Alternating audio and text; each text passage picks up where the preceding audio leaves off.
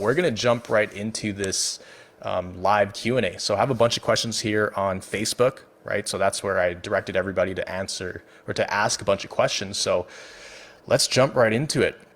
First question is from Marianne. Have you had experience with environmental toxins causing crashes or exacerbating symptoms? So this is something I actually never had. I've met a lot of people who have had this issue, you know, smelling certain things or, being in different environments with certain cleaners and chemicals in the house. I personally never had that, surprisingly, because I was extremely sensitive. So no, I never had that. Luckily, I never had that. And if you did have it, then it's still the same process of recovery. It's like you avoid it at first because, if it triggers you, it's not good to be around. But it's the same process overall in terms of recovery. Tally asked, how important is it to stay on a schedule? So it's not that important to stay on a schedule. Yes, it's good to have some kind of structure throughout the day, but a lot of people put too much pressure on themselves to follow a structure. It's like, oh, I need to wake up at 9 a.m. every day or 10 a.m. And if they wake up at 11, then they're really upset and they feel disappointed in themselves. So yes, there should be a replay to watch after, Tally. So yeah, or they'll put pressure on themselves to sleep before 10 p.m. But as we all know, you could be lying in bed at 10 p.m. But maybe you might not get to sleep till 11 or 12. So you want to do things that you can control, and there's a lot of things you can control. In terms of staying on a schedule, you'll also feel different throughout different days as well. Like you're not always going to feel the same. So it's hard to predict what you can and can't do. So I would not have like a strict schedule, have some kind of checklist throughout the day that you want to do. That's ideal to do. But of course, if you can't, do it all, then that's totally fine. So it's not super important to follow a schedule. Actually, when I got out of the hospital, I had like almost no structure, which probably wasn't the best, but it worked for me. For my personality, it's like I just kind of just did whatever activities throughout the day as long as they fit within my activity level kind of limit. And I was just constantly rewiring, thoughts and the pain and all of that stuff. So Tally asks another question, when to know if it's okay to do an activity when we already feel like crap? So movement. Great question. So this is a tricky one. The way I looked at this is, sometimes we'll feel like absolute crap, right? Regardless of what we're doing, whether we're sitting on the couch or going to the washroom or stepping outside to get some fresh air, we feel like absolute crap. So regardless of what we're doing, we're going to feel all of that. So the way I looked at it was, okay, I'm going to feel like crap regardless, so I'm just going to do it anyways. As long as it's not like over pushing myself to make me feel worse. Like I wasn't going to go for a walk or anything like that. I wasn't going to go work out, right? But I could step outside for some fresh air, right? I could do something that kept me busy, like play my guitar or, watch a few YouTube videos if I was able to. But I didn't set these strict limits on myself, because when you do that, and I mentioned this in a bunch of videos before, when you do that, that puts unneeded pressure on you. And anytime you venture outside of that, let's say you need to go drive somewhere or do something, you're going to start to almost like beat yourself up and be like, oh, I shouldn't have done that. Oh, I shouldn't have over pushed. That's going to make me feel worse after. Now I'm going to have a crash or whatever, right? Your mind starts it starts playing the what if game, which is never really good. So it's never black and white for you to do more activity or, to expand activity. It's never black and white. It's like, how confident are you in being able to handle the expansion of activity, or what level of symptoms are you feeling? So if it's very, very small increments, then it should be okay. And for you, Tally, because I know you have like tons of fatigue, but not as much as like all the other crazy symptoms. So you could totally start moving around very slowly, like within your house. So I would focus on doing that. Sarah asks, do you have advice for how to avoid comparing yourself specifically to others who have recovered far more quickly? As much benefit as I get out of watching recovery interviews, sometimes I find it a challenge not to beat myself up. Totally counterproductive, I know, for taking decades longer than most recovery stories I've come across. Thank you so much. Yeah, great question. I used to do this all the time as well. It was a mix of both. I was really happy for people who were recovering, but at the same time, I was like, well, I feel like I'm doing everything they're doing, so why am I not improving at their rate? And I think when we have that expectation to get out of this like as quickly as possible, that's actually what keeps us stuck, right? Because we have to learn how to be, what is it? How to be comfortable with the present and how to deal with the present versus trying to get to this finish line where I think Sean said it in another video or on one of the calls last week. He said recovery isn't some salvation that you arrive at. It's like as soon as you arrive at recovery, you're good. And a lot of times we can play this game with ourselves that, okay, when I recover, I'll be good. All my problems will be solved. I'll be the happiest ever. Like, I just want to get to that destination, but it's not a destination. Like, recovery starts now. It doesn't happen overnight. So when we compare, I mean, it's a lot easier to said than done. Like, it's not the ideal thing to do, but our mind can automatically compare, right? So instead of comparing, look at what they're doing and focus on doing those things.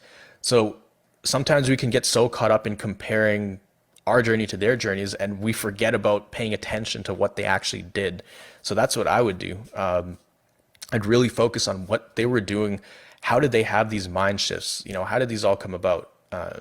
It's not easy and it takes time, but I would look at it from that perspective. So you just want to focus on the right things, and it's not easy, right? If it was easy, then everybody could kind of just get out of this as if it was a flu or a cold, but they don't. Some people stay stuck for years. So just try to focus on the right things, not so much of the competition aspect of things, of how it's like a race or, why are they getting better sooner than I am? Focus on what they're doing and put lots of weight on what they're saying, in the sense that if they're saying they did this and this and this, and you watch a bunch of interviews and a lot of people are saying the same thing, that's kind of a sign that like, okay, that's the way to do it. So that's what you definitely want to do. So that's what I would do. And also, when I was getting better, I wasn't watching as many videos, right? Because I had already gotten a lot of the information from my doctor, right? Everything my doctor told me, I share on my YouTube channel. So there was no more need for me to go looking around for answers because I already had the answers. And I had already listened to dozens of recovery stories. So I knew it worked. I just stopped searching for the answer when I literally had the answer right in front of me. So all of the videos I make, it's literally what my doctor told me. So a lot of people ask me, it's like, hey, Miguel, can you connect me with your doctor? And I'm like, okay, I'd love to do that. So I've tried in the past, but he only deals with inpatients. So he doesn't work with anybody outside of province, even in the own city. It's like it's so hard to get to him. But literally, if you were to go to him and bring him your scenario and your situation, because you have a lot of the same symptoms I've had, as long as there were no other health issues through the scans and blood tests and all of that, then he would tell you the exact same thing that I tell you in my YouTube videos. So I would say just double down on what I say in my YouTube videos and really pay attention to it, because I'm not just making it up. It's like literally from my doctor, from a psychiatrist who specialized in this field, who's helped a lot of people like me get better. We have D asking, every day I feel sore and tired. I'm going to bed at 10 p.m. and I get up at 7, but still the same. I start with modest running. All right, well, that's already right there. That's a red flag. But when I feel the stiffness and pain in my muscles, I'm not sure what to do and how to continue with running. I feel like every muscle in my body is stiff and in spasm. Sorry for my grammar. Cheers and thank you. Yeah, so right off the bat, if you're feeling super sore and tired, that's your body telling you to slow down or stop. So this is where I was at. When I first started getting sick, I didn't want to take a rest day. I didn't want to slow down and stop. So you're probably like in the beginning stages of this where it hasn't really hit you that hard to force you to stop. But here's the thing. If you don't start taking rest days and you don't really pull back on the activity, then it no longer will be a choice. Your body will force you to stop. because it needs a little bit more rest from what it sounds like.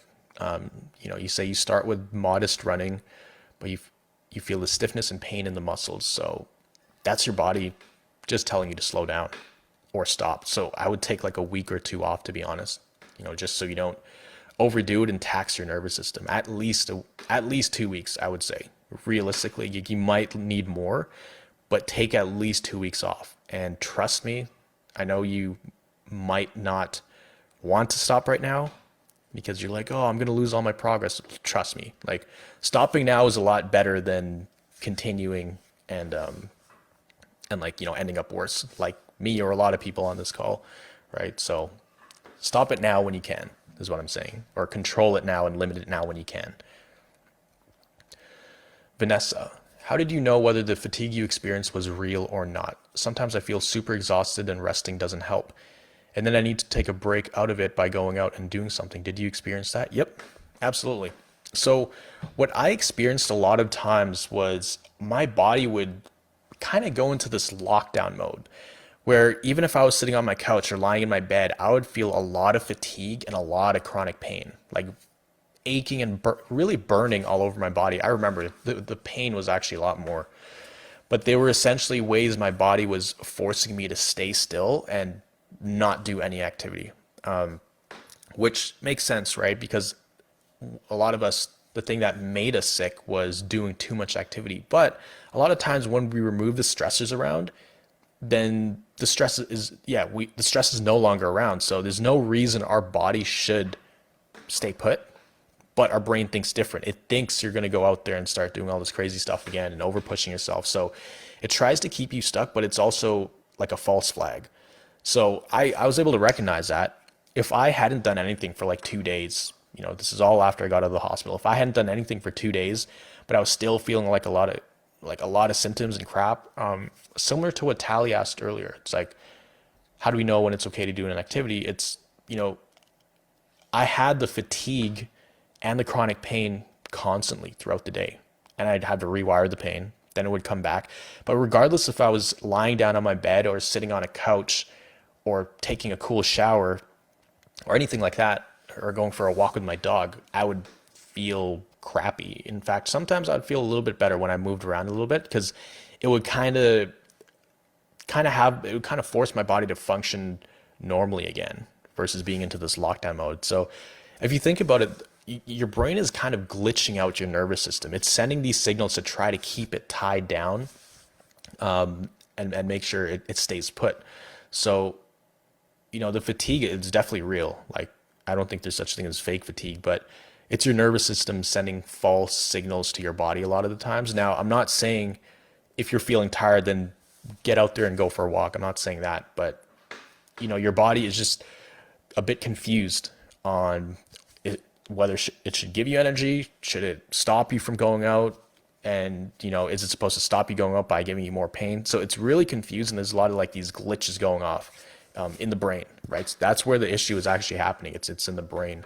Again, as long as you've gotten blood tests and different scans to rule out anything happening in your body.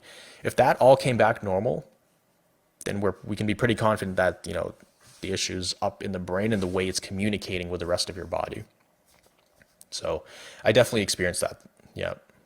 What did you do in dips? Vanessa asks. So during dips, I spent a lot of time on YouTube, listening to podcasts, hanging out with my dog. What else did I do? Watch some Netflix. It was really low physical activities. Luckily at that point, after I got out of the hospital, I was able to do a lot of screen time. I was able to look at screens and, keep myself busy in that sense, and also do some slight walking around. And when I had adjustment periods after getting out of the hospital, it was very uncomfortable, but it didn't feel like I was going to die, luckily, because I knew what to do with the symptoms. I knew how to handle them. Well, actually, what to do with the symptoms is like you don't do anything with them. That's the thing. Sometimes you pay too much attention to symptoms, and we look at it as like the be all and end all. It's like, oh, I have all these symptoms. That means I have to absolutely do nothing. And that's not the case. So when I was in dips, a lot of YouTube videos, a lot of Instagram, a lot of low physical tasks, but luckily mentally I was able to still do stuff. And when I couldn't do that, then I would just like take naps. I'd really take naps. I got comfortable with slowing down and being able to like take breaks throughout the day. So there's also another question from Vanessa. I get anxious when I have so many appointments. I feel like it's going to be too much and make me worse. This anxiety is probably the actual problem, not the appointments. How do you decide on how much activity in day-to-day life is right? So yeah, there's kind of two parts of that question. I'll answer the first one. I used to have the exact same thing because I had nothing on my schedule. All I did was stay home with my grandparents. They'd feed me. I'd just get through the day, listen to my podcast, and it was just on repeat, right? Every day was the same thing, and I literally had nothing in my calendar aside from doctor's appointments here and there. And I'd have a doctor's appointment like maybe every 3 weeks, maybe every 4 weeks, and even 2 weeks out, I would internally be counting down the days to the doctor's appointment. Like it'd be 13 days and 12 days and 10, 7, 6, 5, 4, 3, 2, 1. And just the buildup of that, the anxiety building up to that event, which is literally just going to the doctor's appointment. I mean, at the time, it was a big task, right? But yeah, the anxiety building up to it was way worse than actually going to the appointment. And by the time I'm on my way to the appointment and sitting in the office, I'm like, I actually feel not normal, but I feel way better than I thought it would. Actually, even better than I was at home because it was a different environment. My brain wasn't triggering all these pain and fatigue patterns. So it was really interesting in that sense, but that's what I found. That's why now I try not to worry about upcoming events because I know how detrimental that can be in terms of like anxiety. You'll just have this build up and build up. And by the time you get to the appointment, you realize it's not that bad.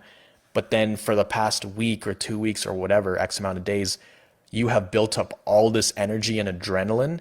So after you feel absolutely drained, and then a lot of times we can blame it on the appointment. We're like, oh, it's because that appointment. That's why I feel way worse. When really it wasn't even the appointment. It was actually the buildup and like this slow drip of adrenaline throughout the last 2 weeks.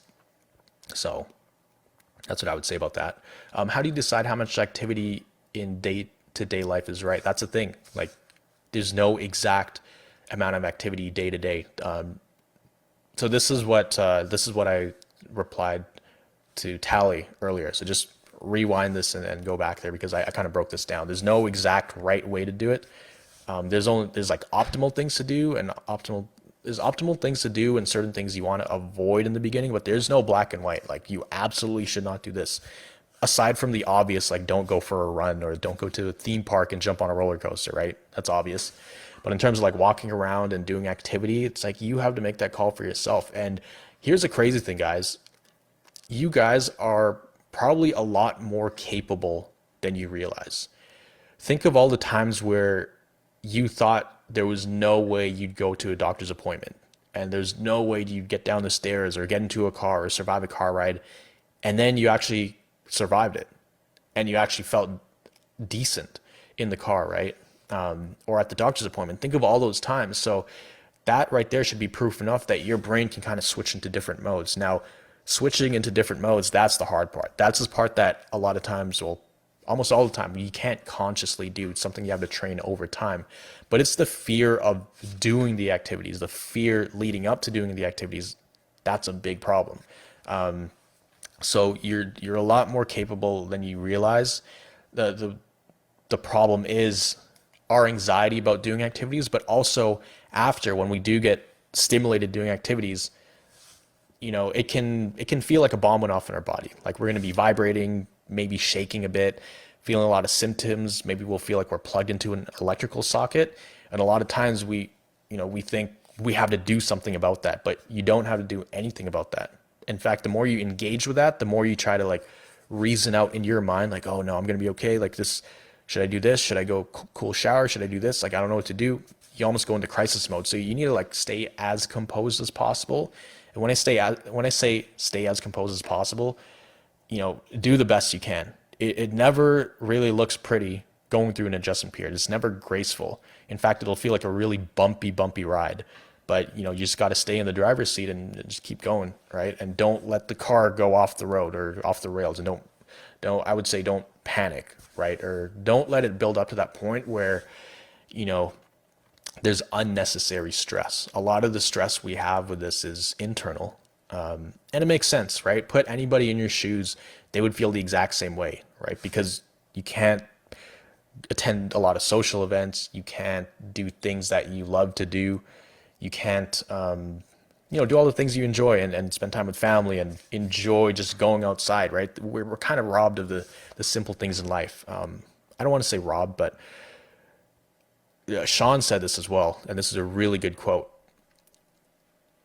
Getting sick or having CFS or running into this issue is not your fault, but recovering is your responsibility, right? So that's a quote he said that I think is so true. For a lot of us, getting into this, we didn't really know what was going on at the time. For me personally, I was just pushing myself, working a lot, skipping meals, just not sleeping enough. So for me, it was definitely my fault, right? But I didn't know the repercussions. I didn't know it could get this bad. So for a lot of us, maybe we picked up a virus, maybe we picked up bronchitis or this or that, or something happened, a trauma happened in the family that caused the stress to go over our threshold and we couldn't handle it. So getting into this, it's not necessarily our fault, but recovering, yeah, that's our responsibility. That's something we can't, get someone to do for us. Whereas in everything else in life, you can kind of take something like a pill for it, right? You could go to the doctors, you're having trouble sleeping, doctors give out sleeping pills. You have a lot of chronic pain, they'll give you some painkillers and all that stuff. But with recovery, there's nothing they can really give you that is going to solve this problem. This problem is solved from the inside out, not the other way around, not the outside in. That's why all the treatments you guys have tried have moved the needle a little bit, but it's not gonna have lasting results, if that makes sense. So kind of went on a tangent there. We'll jump to the next question. Vicky asks, hi Miguel, did you experience dizziness and depersonalization as some of your symptoms? I've been doing your brain retraining visualization, which has helped with the pain, but now experiencing a lot of dizziness. I think maybe this is another nervous system manifestation. Yep, pretty much. Like a lot of these symptoms, almost all of them actually. So going back to what I said earlier, if you have done scans and done blood tests with doctors and seen specialists and they can't find anything, all the symptoms you're feeling, essentially just throw them under the umbrella of the hypersensitive nervous system issue, because that's what it is. Because a lot of times we'll think, oh, I have POTS over here. That needs its own specific approach. I have dizziness and vertigo over here. Over here, I have like really bad fatigue. Over here, I have insomnia. So let me solve them all in different, unique ways. When really you could take all of that, combine them together, put them under the same umbrella of the hypersensitive nervous system issue. Once you solve the hypersensitive nervous system issue, everything else under that, kind of solves itself, or goes away and starts to lift as you figure out the hypersensitive nervous system issue. So I hope that makes sense. We don't want to start separating these into different things unless something has showed up in a blood test or a scan that proves this, that actually definitively explains this. If they just have a hunch and they're like, oh, maybe it could be this, no, that's not enough, right? You want solid answers. And if they don't find the solid answers, then it's CFS or a hypersensitive nervous system. I use CFS interchangeably with a hypersensitive nervous system because that's essentially what it is. Whether it's like severe anxiety, panic disorder, even fibromyalgia, CFS, it's a hypersensitive nervous system issue.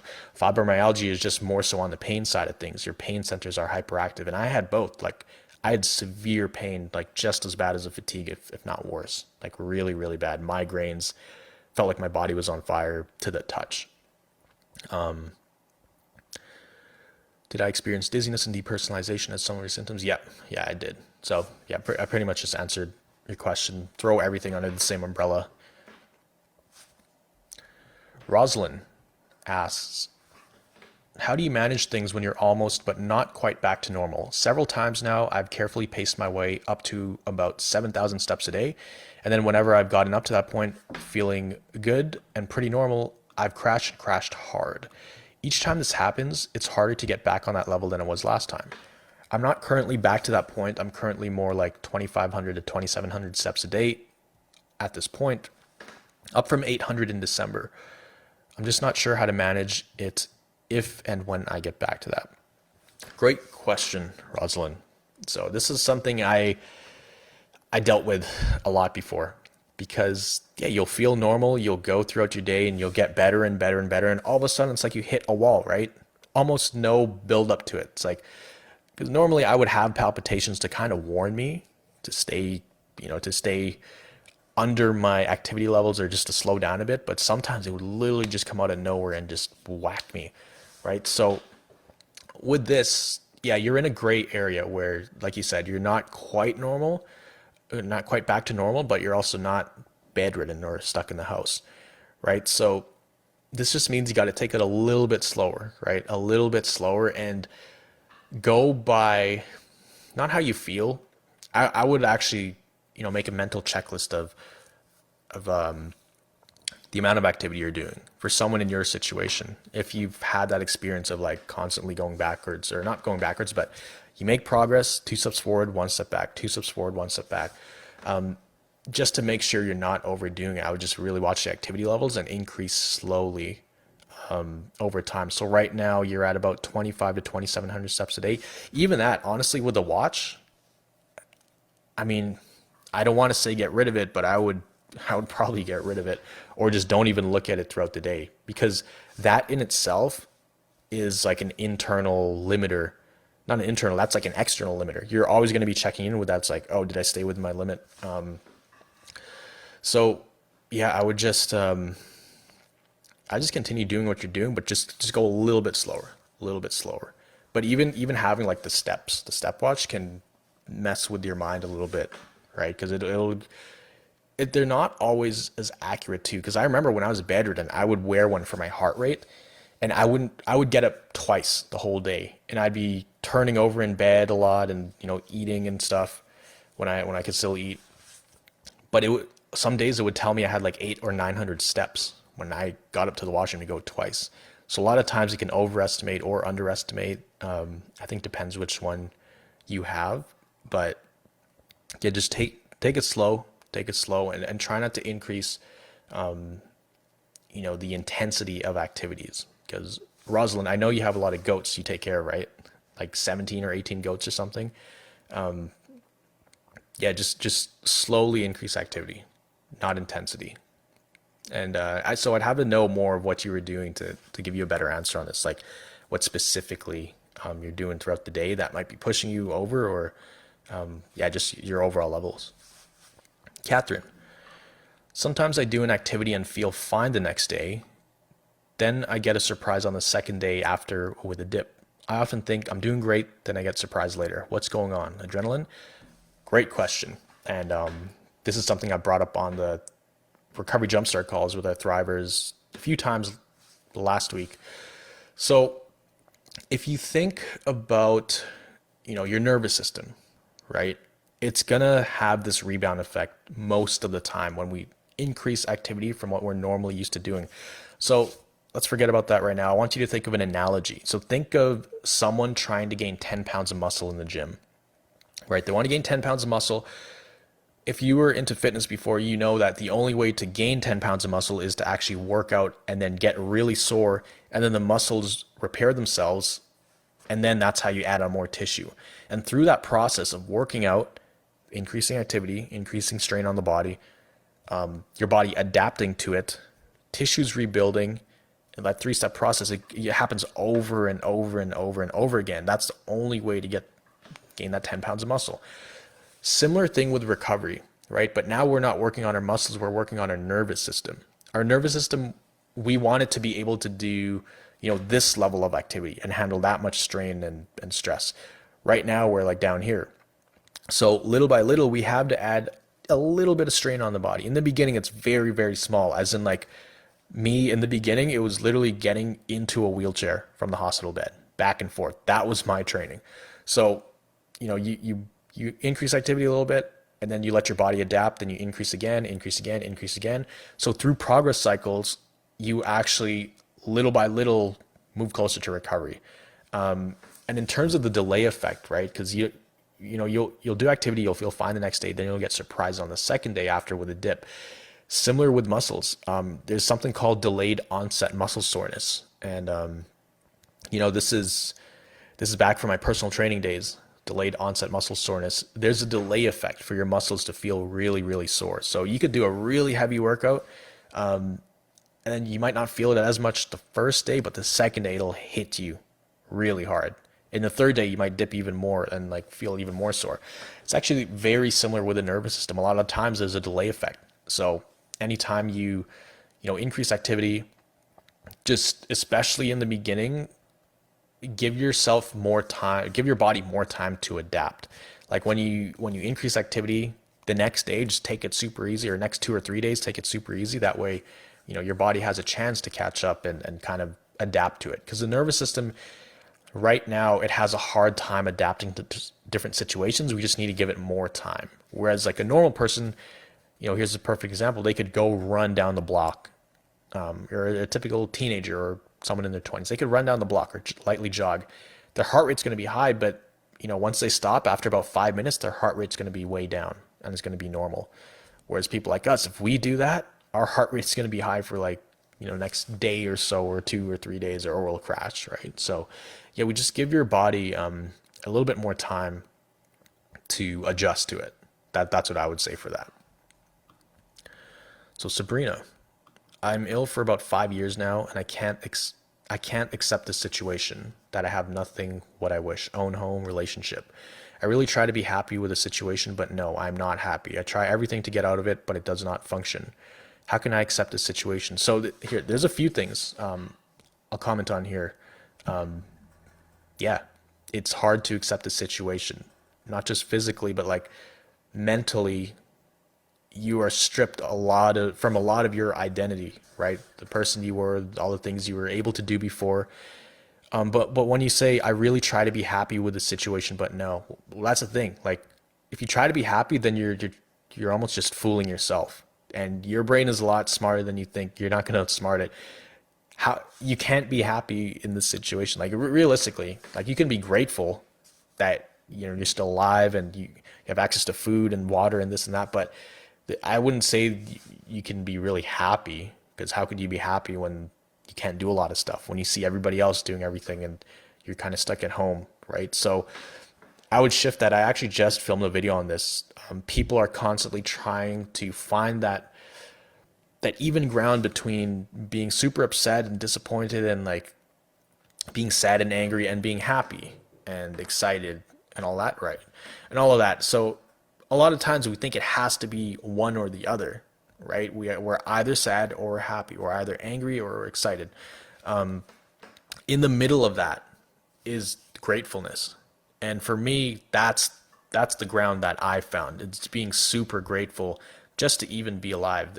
Whether you believe it or not, there are always things to be grateful for, right? The fact that you're still breathing, and sometimes like we can be in such a dark situation that like it's hard to find anything to be grateful for. But I think when my doctor told me all these things and I learned the science of what was going on, it became very logical, very logical.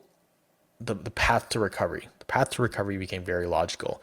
It became a lot less emotional. Whereas before, I was making every decision, every thought I had was all emotional. There was no structure in my recovery. There was no it wasn't based on science. It was based on, oh, I saw this YouTube video. Let me try that. All right. I tried it for a couple of days. It didn't work. Let me try this YouTube video. Maybe this, maybe this. So it was based on emotion.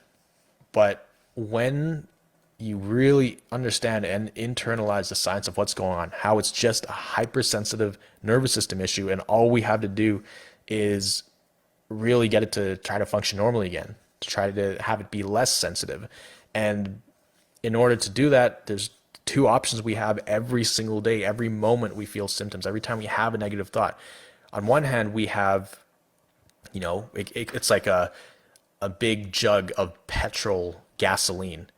And that's like feeding ourselves negative thoughts, ruminating about the past, comparing ourselves to others, being frustrated and angry, like, okay, why can't I do this and that? And those thoughts are normal. They're completely normal.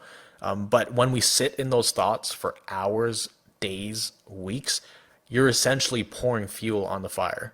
Where on the other hand, we have like a fire extinguisher. And that's, staying cool, staying calm, staying collected, keeping your composure, knowing that in responding to your symptoms like properly and in not panicking, in understanding every time you get symptoms like, okay, this is not some mystery thing going on in my body. This is my nervous system kind of overreacting. It's hypersensitive. That's all that's happening. So if the more I can stay cool, calm, and collected, the faster these symptoms will start to go away. The faster the adjustment period will kind of run its course. That's like the fire extinguisher. So every single day, every single moment, just imagine like you have in one hand the fire extinguisher or you have petrol gasoline. And I guarantee most of us, because I was there too, are pouring gasoline on the fire most of the time. Every now and then we'll put the extinguisher on it, but yeah, you don't want to try to lie to yourself too. There's no way to really be happy in this situation, but you can be grateful for different things. There's a really good audiobook, and I'll link it. I'll link it in the comments down below. It's called The Gratitude Effect. It's by Dr. John DeMartini, right? And I think he has an audiobook of this, but this book is really good. And I didn't realize it until I read this book, but I was applying the principles in this book a lot. And when I was applying them, that's when I had leaps and bounds in my recovery. But the gratitude effect is really, really good. This is why you hear a lot of people talking about, oh, mindset, brain retraining. Brain retraining is good for chronic pain, but it's like, oh, change your mindset, you'll get better. Change your mindset, this and that. And it doesn't really do it justice because it's so general. But when I talk about changing your mindset, I'm literally talking about the science. Like you need to change in neural pathways in your brain because the neural pathways, or what is it? Your brain is running down this route of fear and panic and survival, fight or flight. It's primed to go down that route, and the longer you're in this, the more your brain runs down those pathways. It's kind of like if you're trying to climb up a mountain, and there's a set trail, right? That's the easiest path to follow because thousands of people have walked it before. There's an actual trail. So you trying to shift your mindset and kind of stay away from the fears and stay away from the panic and accepting like the scientific explanation for all of this, that's like you trying to carve your own path in the trail. So imagine you're going up a mountain. You could either follow the trail that your brain's been going on like all these years or months or whatever, decades, or you could carve your own path. And the thing is, there are all these hidden paths that they're still there over time, but think of like a forest, right? There's shrubs that grow over it, some sticks fall down, it kind of covers up the path. That's kind of like your brain right now. It's a lot easier and more automatic for your brain to go down the fear and panic route. So we just need to get it back onto the normal functioning routes. But that's equivalent to taking someone off like a regular trail, putting them onto like the hidden path that's been covered up over all these years. It's hard, right? You're kind of like, you're not quite paving an exact new path, but you're going down paths that it's been down before, but they're just a lot older, and your brain kind of forgets those pathways. So that's what we need to do. That's why it's so hard. That's why I could literally tell you guys, I could be telling you guys all of this. I could make videos about it, but your mind won't accept it. Your mind will be like, oh no, I've tried that. No, it doesn't work. Oh yeah, mindset. Yeah, what if it doesn't work? Oh, I've tried this before, so it'll look for any reason to stay on the path that it's currently on. And you might even catch yourself like with this self-talk, right? That it doesn't want to accept a lot of this information that it's being given because and it's just way harder to click. But it's not impossible. Very hard, but not impossible. But of course, that's why for some people it takes a lot longer to recover. And it's not your fault too. It's not your fault because I was stuck for years and years, and I luckily had my doctor right next to me, talking to me. And for me, like, obviously it's a lot easier to pay attention and absorb all the information when a doctor is literally talking at you and you're in the same room. It's a lot easier to do that than, listen to somebody talking to you on YouTube or Instagram Live or Facebook Live, right? So I get it, but you got to absorb the information like a sponge, or do your best, because eventually it'll click. Rick J. Brown. This question has sort of already been asked, but it's so important. Some amount of discomfort is expected, but based on what severity of symptoms do you decide you should rest versus proceed with activity and movement without fearing a backlash? Yeah, great question, Rick. So, yeah, you're right about the discomfort. Discomfort is expected. You're going to have a lot of discomfort. Based on the severity of symptoms, it's really dependent on the person. I think, if you're having a big flare up and you're getting shortness of breath and like lots of pain and dizziness, I think obviously that's a sign to, kind of stay home or take it easy or take it really, really slow versus proceeding with activity and movement without fearing a backlash.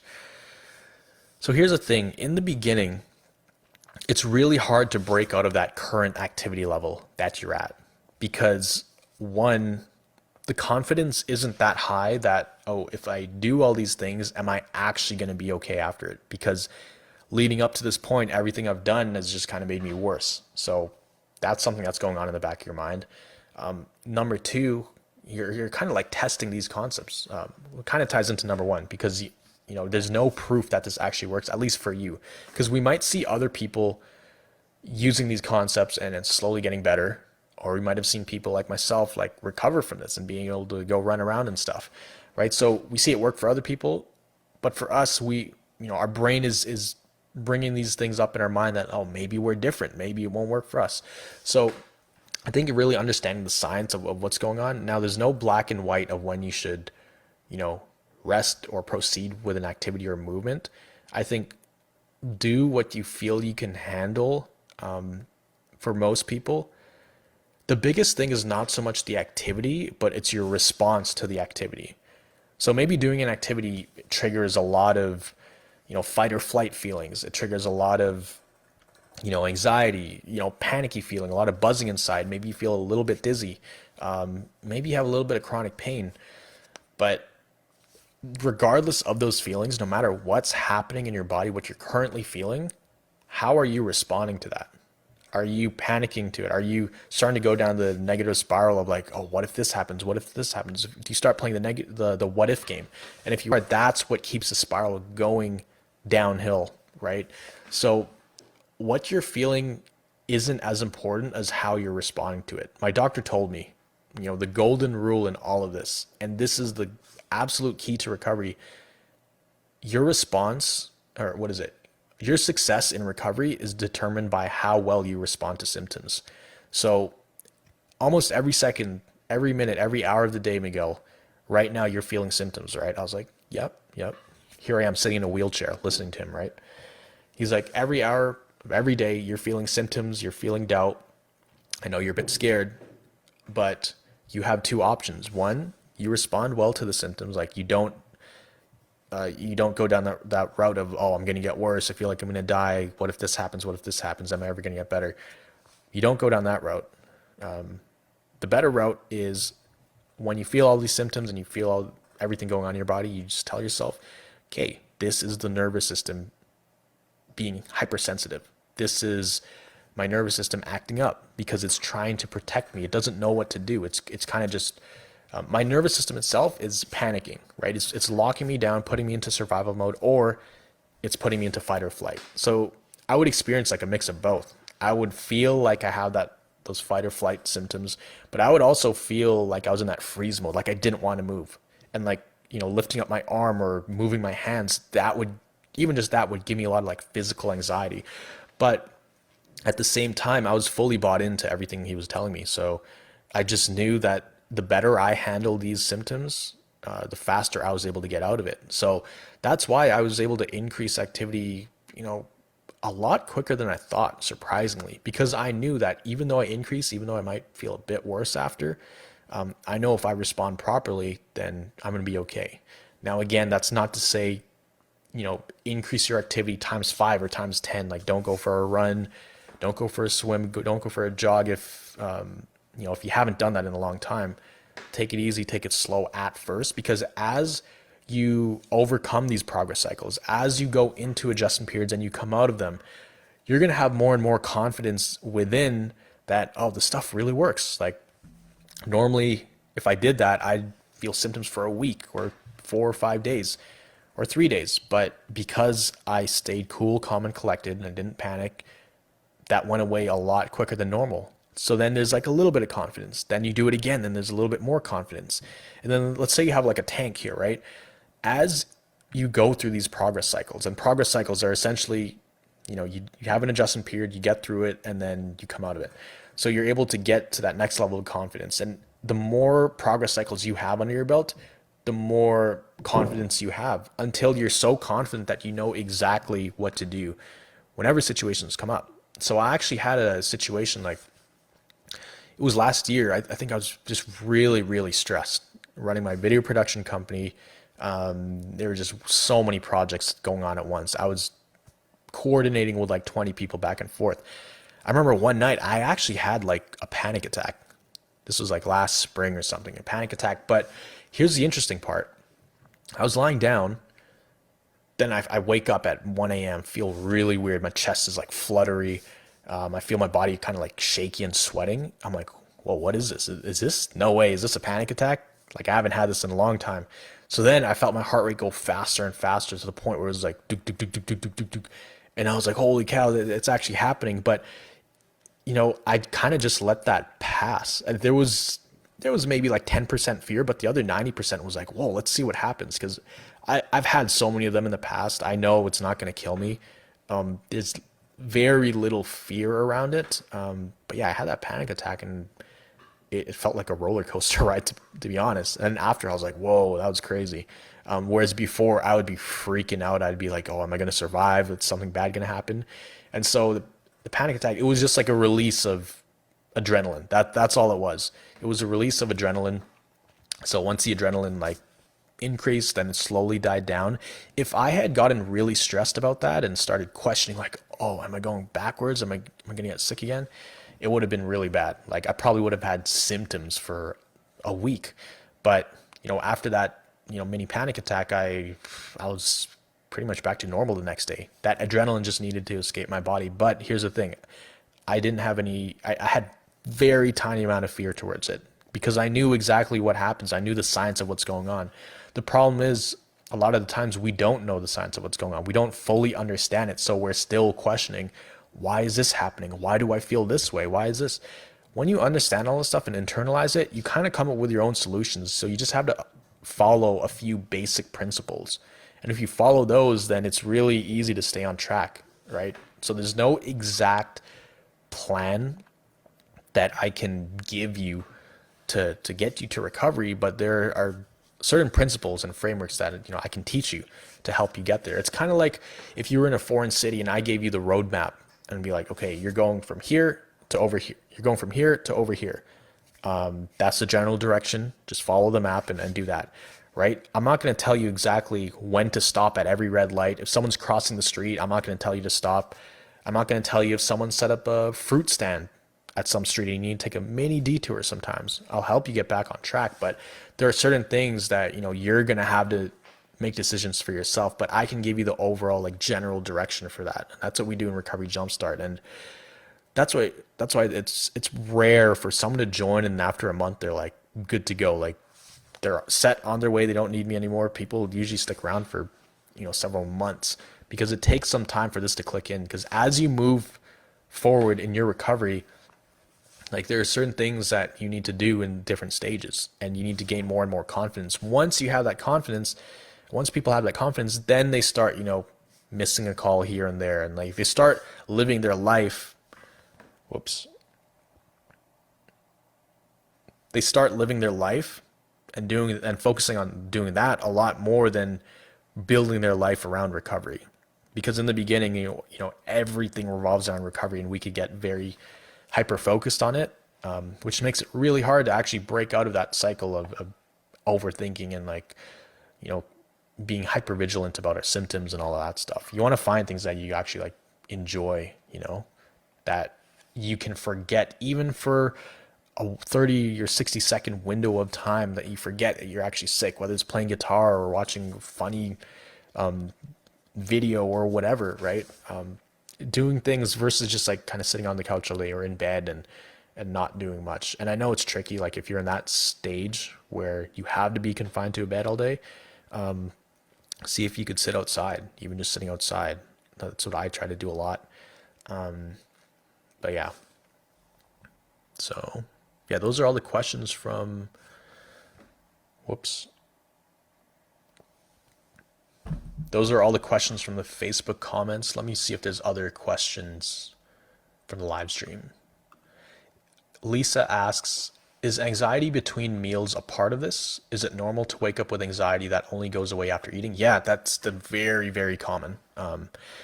Very common. I used to have that a lot, especially at my worst. Like I would have to wake up every 3 to 4 hours to eat like sweet potatoes because it just felt my body like my body was starving. In fact, some people in the program, they have a similar issue, right? They get anxiety between meals because they almost feel like their blood sugar drops. And, that can tie back into your nervous system just not being able to regulate the digestive side of things. Because your nervous system, think about it, it controls everything. Your digestive system, reproductive system, muscular system. So it's going to affect everything below it, which is pretty much everything. So especially the digestive system, a lot of people have IBS as well with CFS or hypersensitive nervous system issues. Exact same thing. When you have food, when you ingest food, a lot of times it can be a little stimulating on your digestive system. So your nervous system isn't quite ready for it. Other times, you feel like you need food because your blood sugar drops and your body can't handle having no calories. It kind of goes into that fight or flight mode. So that's very normal. That starts to go away as you kind of calm down the nervous system. Yeah, that goes away over time. Mine went away fairly quickly, surprisingly. Does a dip always have a reason? Ensha asks. Great question. Sometimes no. Honestly, sometimes no. I'm glad you asked that because a lot of people, every time they have a dip, they try to figure out exactly what went wrong or exactly what caused it. So it's very common. I tell people, like, you don't want to get too fixated on the causes and this and that. Be solution focused. Focus on the solution. And what is the solution? It's like focus on how you respond to the symptoms or the dips or adjustment periods. Focus on that. Like that's so important. So sometimes the dips will happen for no reason. The adjustment periods, like there were times when I was just doing everything the same, everything normal. And then I'd start getting headaches and getting way more fatigued and way more tired. I'm like, I didn't do anything. But then I remembered, I'm like, oh, okay, that's just my nervous system just being kind of stubborn and thinking there's some kind of danger around, or it's anticipating something. So it prematurely goes into this survival mode. And I was like, okay, I get it. It's trying to keep me safe. It's doing what it's designed to do, and I'm cool with that. But I just I'd handle it the same way I'd handle any other adjustment period. Stay cool, calm, collected. The more cool, calm, collected I was, the more I understood what was going on behind the scenes for my nervous system. The easier it was to, or the faster it was to just get out of the adjustment period. So that's what I found. The more I panicked and the more anxiety I had during adjustment periods or during like these dips or flare-ups, the longer I actually stayed in there and the more intense the symptoms were. Whereas, the more I was okay with it, the more I was, just like, oh, whatever. It's another one of these times where my nervous system is just hypersensitive. The more I was like that, the faster I came out of it and the less intense the symptoms were. Yeah.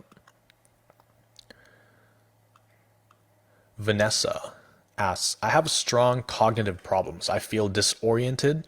I can't follow conversations or understand logic anymore. It's so bad that my parents need to make decisions for me. Have you heard of people recovering from this? Yep. Right here. That was me. I would literally forget what I was saying midway through a sentence, like not even a paragraph or a conversation, like midway through a sentence, I'd just forget what I was talking about.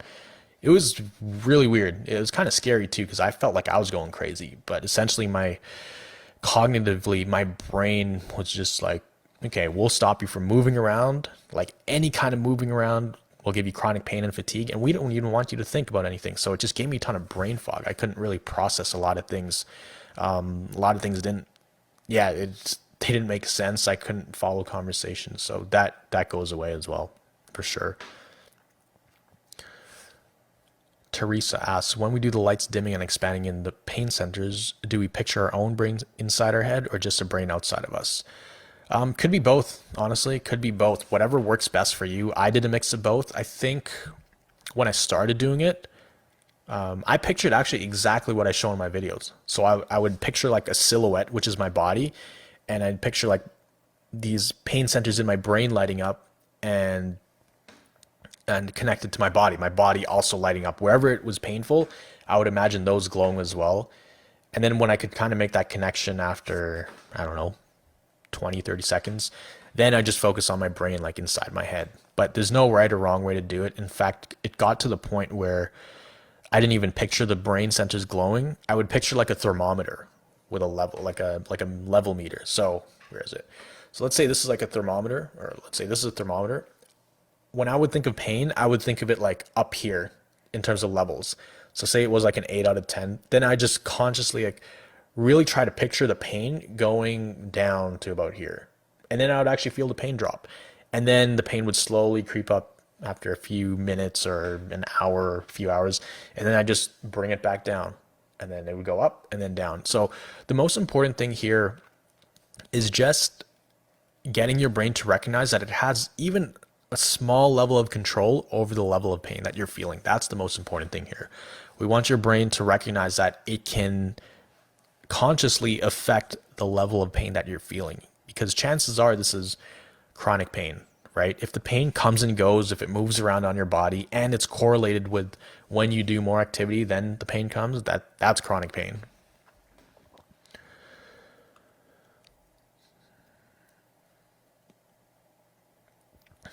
Let's see. So Vanessa asks, I miss going out with my friends in the evening. I started training on it, which worked. My nervous system's reactions got shorter and less strong. That's great. Is this the right way to go, even if it's not calming my system with the music and drinks? Oh yeah. So great question here. So if it sounds like it's working. You said your nervous system's reaction got shorter and less strong. So if it's working, it's working. That's really good. I would probably limit the drinks, like if you can. Just doesn't mean you have to completely cut it out, but I'd limit it for sure, right? Keep it to one or whatever, right? You don't want to add too many things into the mix with the nervous system, because I think alcohol is a depressant, so that will depress the nervous system. But then after that, there can be a rebound effect. But yeah, if it's working, just keep doing that. Yeah, keep doing that. That's awesome. So Lars, this is his the comment. I've succeeded to start to exercise with low weights, and now my body seems to accept this. That's amazing, man. I've increased it very, very slow with no dips after. Should I do the same with my mental fatigue? Example, social events, starting very low and make my brain and body accept it? Yep, exactly. That's exactly what you want to do, and I'm so happy it's working for you.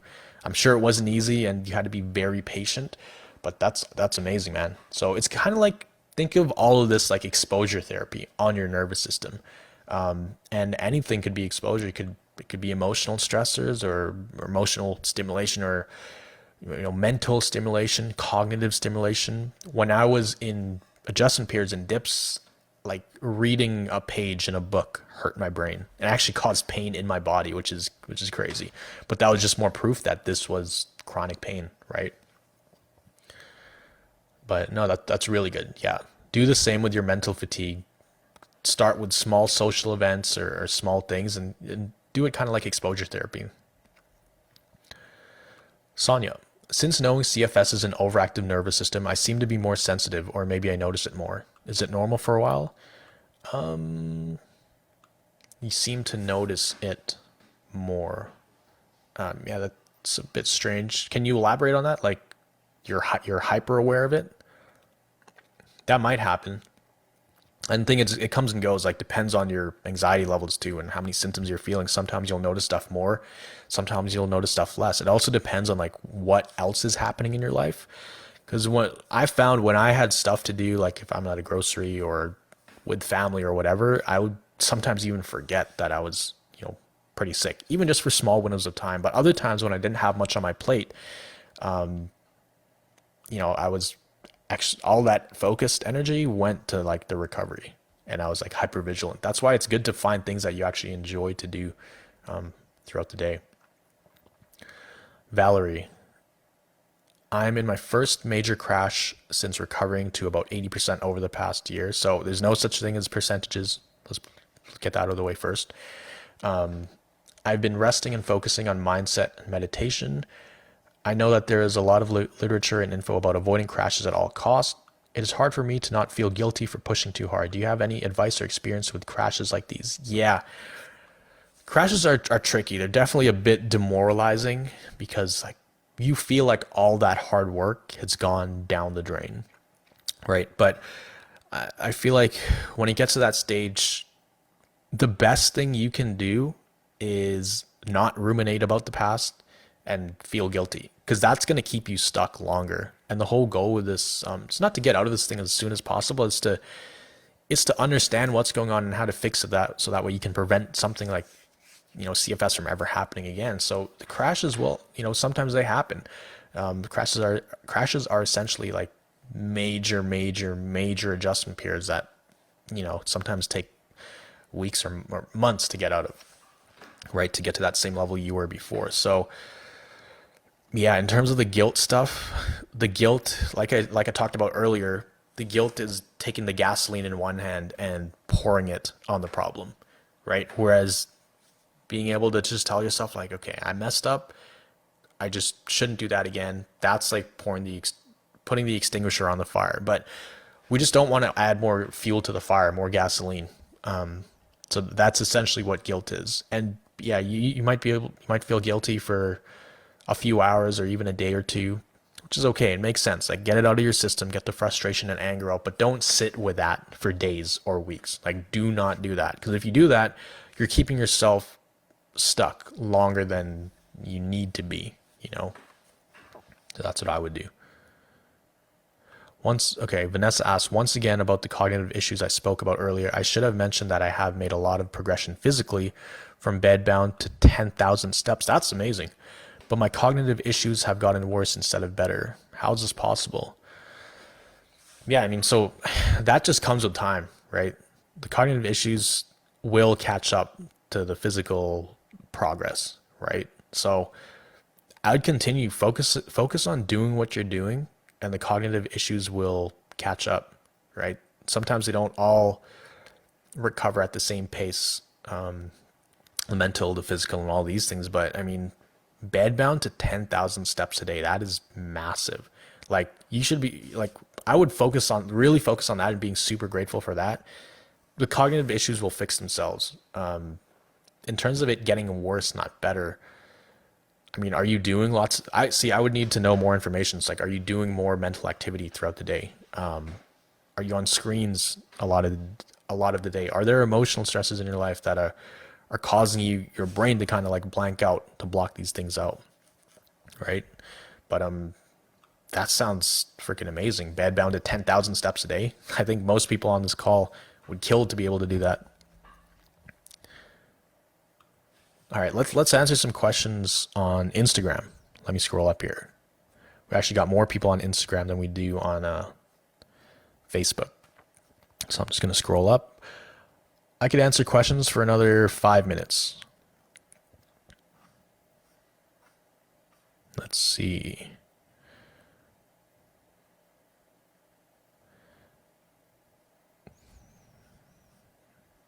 Yep, replay of all this will be available.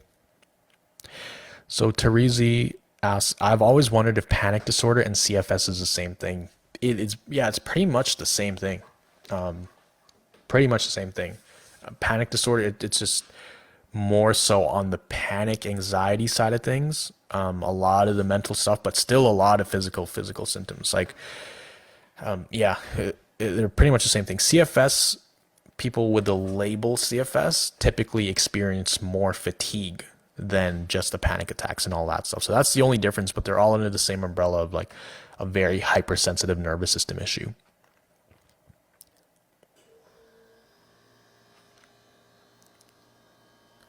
So Cody asks, what helped you cure your POTS and this being afraid of your own body? So in terms of being afraid of my own body, it was understanding the science of what's going on. Because when you understand what's going on, like what's there to fear when you know exactly the mechanisms and the reasons behind why you're feeling what you're feeling. Even though you might have a high heart rate, palpitations, before I would think of those things as like, oh my God, I'm going to have a heart attack. My heart's going to explode in my chest, right? That's literally what I would think. It's like, is my heart going to explode walking up these stairs? So there's a lot of irrational thoughts too. When we're in this state, we're going to have a lot of irrational thoughts. Our brain puts a magnifying glass on just anything that goes wrong. Yeah, we'll put a magnifying glass on it and make it seem 10 times worse than it is. So a high heart rate equals heart exploding in my chest, right? Or, my legs burning, right? I would imagine my muscles in my legs melting away.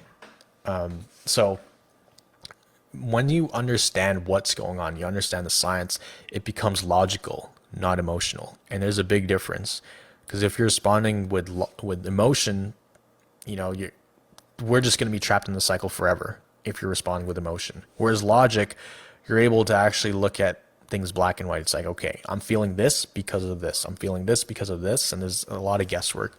In terms of the POTS, it was the same thing, slowly working on the hypersensitive nervous system issue, calming down the anxiety overall, which is essentially the hypersensitive nervous system issue.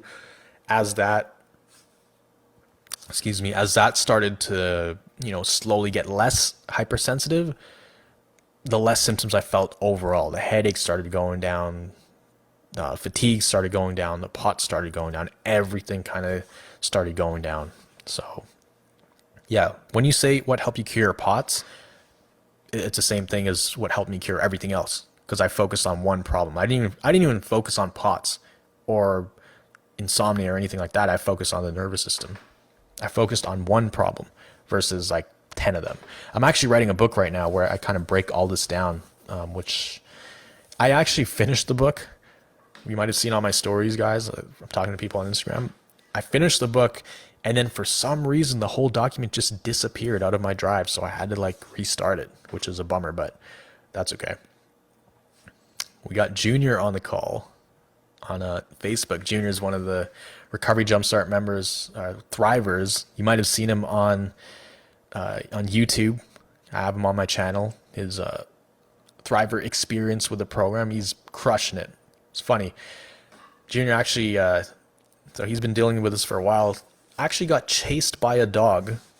I hope you don't mind me sharing this with everybody, Junior, but got chased by a dog for a couple miles the other day, which is a lot of activity. Think about just going for typical walks to running, a couple miles, being chased by dogs, how much adrenaline that would cause, even for a normal person. So someone with hypersensitive nervous system, that's going to be tricky. And so he's been in a thick adjustment period, but he's handling it like a champ, lots of symptoms, lots of wired feeling, but he's handling it well.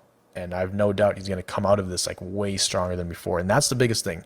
That's something that can just help navigate through any of these curveballs recovery throws you. Because that's the thing. On your way to recovery, as you're recovering, I shouldn't say on your way, but throughout the recovery journey, there's going to be curveballs, right? Things happen. Maybe something happens in the family. Maybe something happens with your relationships. Maybe something happens in the world where COVID hits and it brings in that next level of stress. But these things are out of our control. What we can't control is how we respond to them. And back to what my doctor told me, the key to all of this and the key to recovery is this quote: your success in recovery is determined by how well you respond to symptoms. So always keep that in mind. If there's one thing to take away from this call or anything I share on my channel, and I've put out hundreds of hours of videos on my channel, if there's one thing to take away, it's this. And tattoo this in your mind so that you see it everywhere, any time of the day. Your success in recovery is determined by how well you respond to symptoms. And you might be responding well and maybe you won't see an immediate change or feel an immediate difference, That's okay. The change isn't going to happen overnight and it's not going to happen immediately. But as the weeks go on, you're going to feel things start to shift. Like within 2, 3 weeks, you're going to feel a massive shift.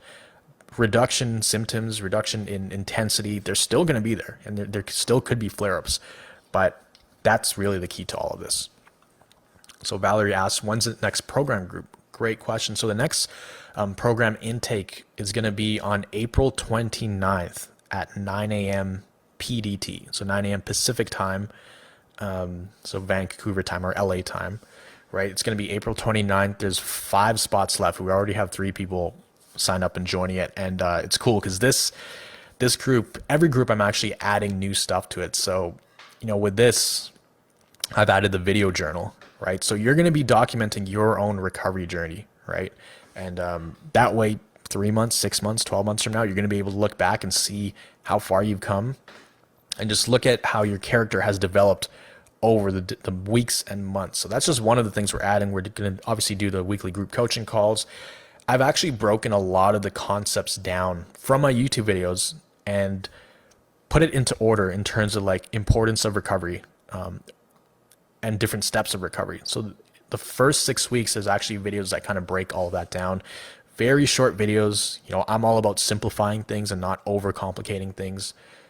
So they're like 5-6 minute videos, some 10, and there's also some tasks and assignments for you guys to do. Nothing over pushing or nothing physical, right? Just a lot of mental exercises to get rid of a lot of the blocks and the limiting beliefs that are going on. And then the weekly calls are just to, keep people on track. That's the biggest thing, right? Because we all need that extra hand. For me, it was my doctor who I needed help from. And for you guys, I would be the person that kind of helps you out. So we do this in a group setting. It's by application only. So I'm not just taking anybody into the program. You have to be a good fit for this. That's why we do the application calls. You have to be motivated, willing to learn, and open to learning and applying these concepts to the best of your ability. And then you have to be able to attend the calls. So if you guys were interested in, even applying or seeing if it's a good fit for you, then I'll leave a link on Instagram. I'll leave it in my story, or you can find it in my bio. On Facebook, I'll put it in the comments down below. But yeah, there's a few spots available. There's a bunch of calls this week for people applying into the program. So there's no guarantee that there's going to be spots by like the end of next week. But if you were interested in that, then just, apply, book a call, and then we could see if you're a good fit. I'll get one more question here.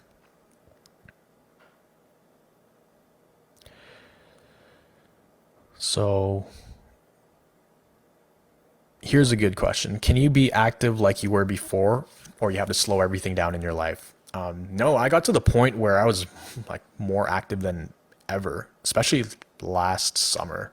I was running a ton. Yeah, last spring. I kind of overdid it last summer, to be honest, because I tried working out twice a day for 21 days straight, and then that kind of fried my nervous system. But I was okay after that. But yeah, I'm working full time. I've been able to travel to 10 or 11 different trips to Hawaii, LA, New York, San Jose, Mexico, like 3 times. So yeah, no, it's been amazing. All the stuff that I didn't think I'd ever be able to do, I'm able to do most of it. Obviously there are times when, especially trying to run 2 businesses, my video production business, as well as this YouTube page, CFS Recovery, it gets really tiring. So some days I literally just sleep all day, but that's just like the balancing out part of it. But yeah, I can pretty much do most of the stuff. So if you have any questions, just reach out to me. Send me a message in the DMs or on Facebook. Just comment in this Facebook group. If you guys on Instagram haven't already joined the Facebook group, join the Facebook group. You're just surrounded by like-minded individuals, and every now and then I go live there. I don't always go live on Instagram, but I'm going to be going live once a month on Facebook. So I hope that helps, guys, and hope you took some value away from this. I got to run. I got to hop in another call, but I will see you guys the next time we do this, or I guess I'll see you guys in the next YouTube video, or you guys will see me. So take it easy, guys.